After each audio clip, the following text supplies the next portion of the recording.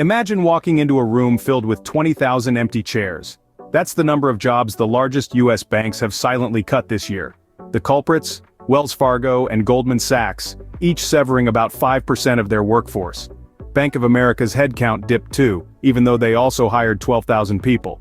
Citigroup identified 7,000 job cuts.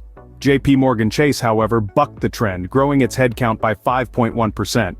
Factors like higher interest rates, declining revenue in key businesses, and a slowdown in investment banking activity are causing these silent layoffs.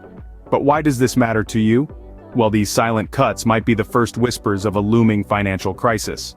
Have you ever thrown a stone into a pond and watched the ripples spread? The job cuts in the banking industry could create a similar ripple effect on the broader US labor market. As the biggest banks trim their workforces, the repercussions could be felt far and wide.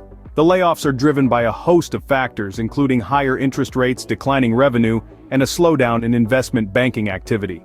Just imagine, the next 5 largest US banks have already scrapped a combined 20,000 positions. What's more, rising defaults on loans could force lenders to make even deeper cuts. It's like a domino effect, with each falling piece triggering the next. This situation may trigger memories of the 2008 financial crisis, a time of uncertainty and upheaval, causing a shiver of suspense to run down our spines. Could we be heading towards a similar, or possibly worse, crisis? The question is, are we on the brink of a crisis bigger than 2008?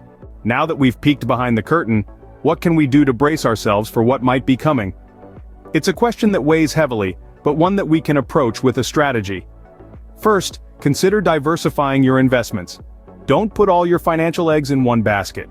Instead, spread them across different sectors, minimizing the risk. Next, it's a good time to focus on reducing debt.